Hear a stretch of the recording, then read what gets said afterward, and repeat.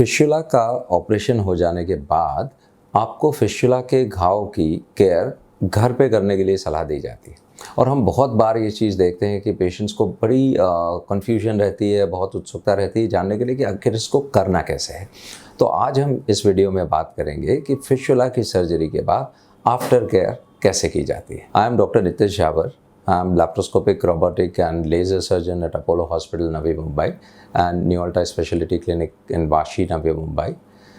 अगर हम फिस्टुला के ऑपरेशंस की बात करें तो चाहे वो लेज़र ऑपरेशन हो, चाहे वो स्फिंक्टर सेविंग ऑपरेशन, लिफ्ट या स्लॉफ्ट हो, या वो ओपन मेथड से किया गया फिस्टुलेक्टोमी हो, हर सिचुएशन में वूंड वहाँ पर क्रिएट होता ही है और उसकी केयर आपको करना पड़ती है।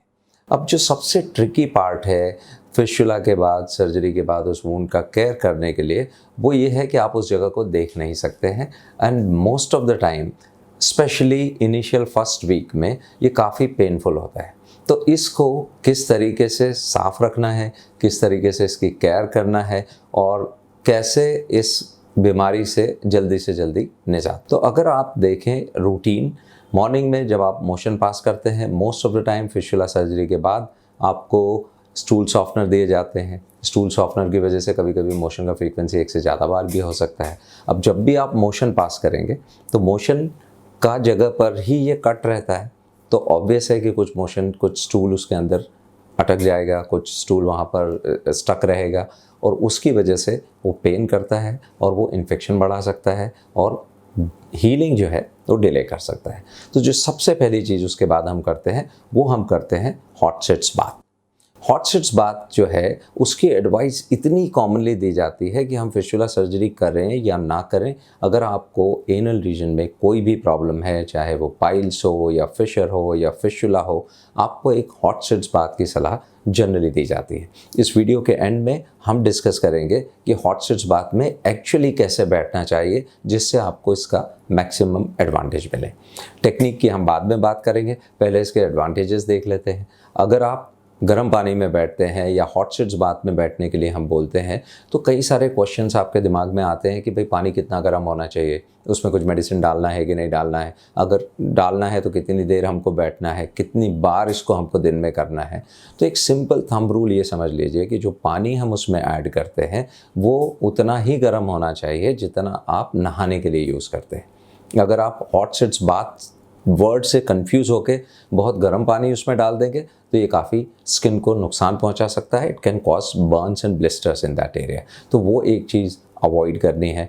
एक बार जब भी आप बैठते हैं जनरली 5 to 10 मिनट्स का time is good enough to sit in hot sitz bath. इतना पानी उस टब में होना चाहिए जिसमें आपका मोशन का एरिया थोड़ा सा डिप हो सके और आपको एक सूदिंग एडवांटेज उससे मिल सके। कितनी बार हम करें, जितनी बार आपने मोशन जाना है, हर बार मोशन जाने के बाद इसको यूज़ करना ही करना है। अगर आप सिर्फ एक बार मोशन जा रहे हैं तो शुरू में एक बार आपको मॉर्निंग में यूज़ करना है, एक बार रात को सोने के पहले यूज़ करना है, बीच में आपकी कन्वीनियंस के हिसाब से आप इसको यूज़ कर सकते हैं। अगर एक से ज़्यादा बार आपको डेफिकेशन हो रहा है तो उस समय एवरी सिंगल टाइम आपने इसको यूज़ करना है। इसके एडवांटेजेस क्या हैं?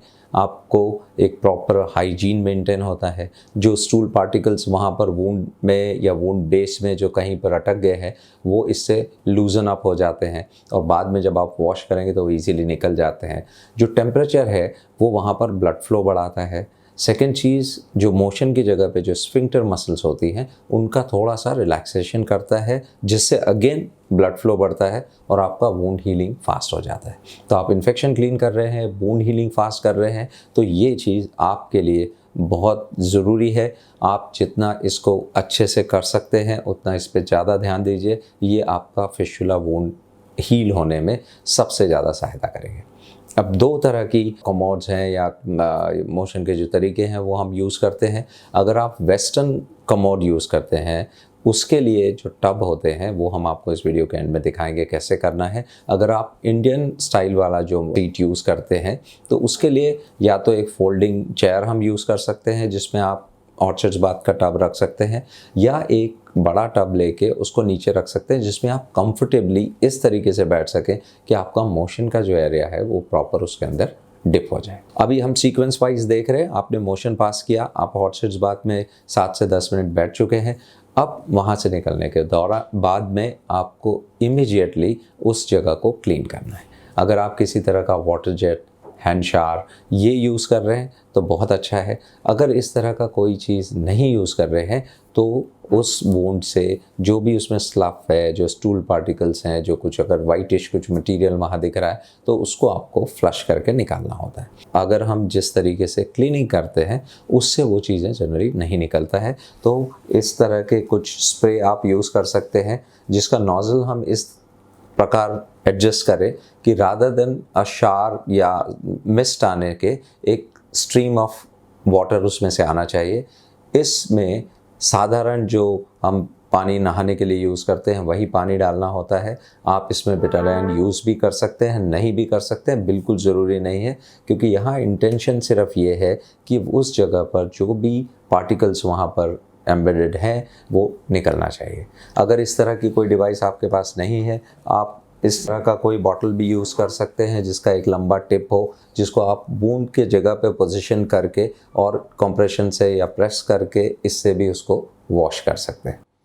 अगर इस प्रक्रिया को करते समय अगर कोई व्यक्ति आपको इसमें असिस्ट कर सकता है तो वो बेस्ट होता है, क्योंकि ये एरिया आपको दिखता नहीं है। और अगर कोई आपका रिलेटिव, कोई परिवार का सदस्य अगर उस जगह को क्लीन कर सकता है तो ये चीज़ बहुत ज़्यादा इफ़ेक्टिव होती है। हमने एक बार हॉट सीट्स बात कर लिया, हमने उसको जगह को पूरा क्लीन कर लिया। अब थर्ड स्टेप होता है उस पर ऑइंटमेंट लगाना। जनरली पेन होता है और पेन से ज़्यादा पेन का डर रहता है, तो हम इस तरीके से वो जगह स्क्वीज़ कर लेते हैं कि वो वुंड जनरली ओपन नहीं होते। तो ऑइंटमेंट हम खुद लगाएं या कोई और लगा रहा हो, जनरली वुंड इतना ओपन नहीं रहता है कि ऑइंटमेंट अपना सही जगह पर पहुंच सके। तो अगर हम रेफरेंस के लिए देखें तो इस तरह के जनरली ऑइंटमेंट्स होते हैं जिसमें लोकल एनेस्थेटिक और एंटीबायोटिक्स के कुछ कॉम्बिनेशन होते हैं, जिससे आपको पेन कम हो प्लस वहाँ इन्फेक्शन ना हो। दोनों चीज़ें हम एक साथ अचीव कर सकते हैं। लगाने का जो तरीका है उसके लिए हम इस तरह का एक नोज़ल यूज़ कर सकते हैं जो जनरली एक मोस्ट कॉमनली प्रिस्क्राइब्ड जो मेडिकेशन है उसके साथ आता है। इसके अलावा भी कुछ अलग तरह के नोज़ल या एप्लीकेटर्स अवेलेबल हैं जो आप मोशन की जगह पे अंदर डाल के और इसको पूरा एक स्क्वीज़ कर सकते हैं। तो ये आपका डोज हो जाता है, क्योंकि इसमें इस तरह के डोज 1 टैबलेट 2 टैबलेट इस तरह से देना हमारे लिए पॉसिबल नहीं होता है। तो जनरली एक स्क्वीज़ अगर मोशन की जगह पे अंदर तक चला जाता है तो that is good enough for you. ये ऑइंटमेंट आपने लगाने के बाद उस जगह को कवर करना है। अब जनरली हमारे दिमाग में जब भी हम बोलते हैं कि फिस्टुला के बाद आपको ड्रेसिंग करना है तो आप कुछ कॉटन लगा के और उसके ऊपर कुछ उसको चिपकाने के लिए कुछ चीज़ लगा देते हैं या कुछ स्टिकिंग प्लास्टर वगैरह यूज़ करते हैं, तो जनरली वो अवॉइड करना चाहिए। ऐसा कोई भी चीज़ जिससे लिंट निकल सकता है, जैसे हम कॉटन जनरली जो हम कॉमन यूज़ करते हैं, तो उसके फाइबर्स वुंड में वहीं के रह सकते हैं और इन्फेक्शन को बढ़ा सकते हैं। तो हमको ऐसी चीज़ यूज़ करना है जो लिंट फ्री हो। उसके लिए सबसे अच्छा चीज़ रहता है अगर हम सैनिटरी पैड्स जो हैं वो यूज़ कर सकें। तो इस तरह का अगर आप कोई स्टैंडर्ड अगर कंपनी का सैनिटरी पैड्स देखेंगे तो इसमें एक स्टिकिंग के लिए एक एरिया रहता है जो आपका अंडरगारमेंट में फिट हो सकता है। और यूजुअली आपको इतना लंबा या इतना बड़ा ड्रेसिंग का ज़रूरत नहीं होता है, क्योंकि डिस्चार्जेस मोस्ट ऑफ द फिस्टुलास में इतने नहीं होते हैं। तो इसको आप ऐसा 3 पार्ट्स में कट करके और यूज़ कर सकते हैं एट 3 डिफरेंट ओकेजन्स। तो जनरली अगर आपने फिस्टुला का ड्रेसिंग किया, अभी आपको बाहर जाना है, आप ऑफिस जा रहे हैं और अगर वहाँ से कुछ सॉइलिंग या कुछ तरह का डिस्चार्ज अगर आता रहेगा तो वो स्पॉट्स आपके कपड़ों से बाहर दिख सकते हैं। अगर इस तरह के सैनिटरी पैड्स आप यूज़ करते हैं तो वो काफ़ी सूदिंग रहता है in terms of pain, because वो जगह बहुत ज़्यादा बाहर किसी एक्सटर्नल सरफेस के कॉन्टैक्ट में नहीं आती है, प्रेशर नहीं पड़ता है और आपको पेन नहीं होता है। एंड सेकेंडली जो भी वहाँ से सिक्रेशंस निकल रहे वो सारे के सारे सिक्रेशंस इसमें एब्सॉर्ब हो जाते हैं। थर्ड एडवांटेज ये है कि अगर आप स्टिकिंग वहाँ बार बार लगाते हैं और रोज़ उसको निकालते हैं तो जस्ट इमेजिन अगर आपको दिन में 3 बार ये ड्रेसिंग करना है तो स्किन वहाँ से पील हो जाती है। तो जहाँ एक वुंड है उसके साइड में अगर इस तरह का कोई एब्रेशन या पीलिंग का कोई चीज़ इफेक्ट जैसा क्रिएट हो जाए तो इट बिकम्स एक्सट्रीमली पेनफुल। तो जनरली उस तरह का चीज़ें अवॉइड करें तो बहुत अच्छा। अब हम आते हैं हॉट सीट्स बात पे कि जनरली हमने जब ये एडवाइस हमको मिल गया है कि हमको हॉट सीट्स बात करना है तो एक्चुअली हम उसको कैसे करते हैं।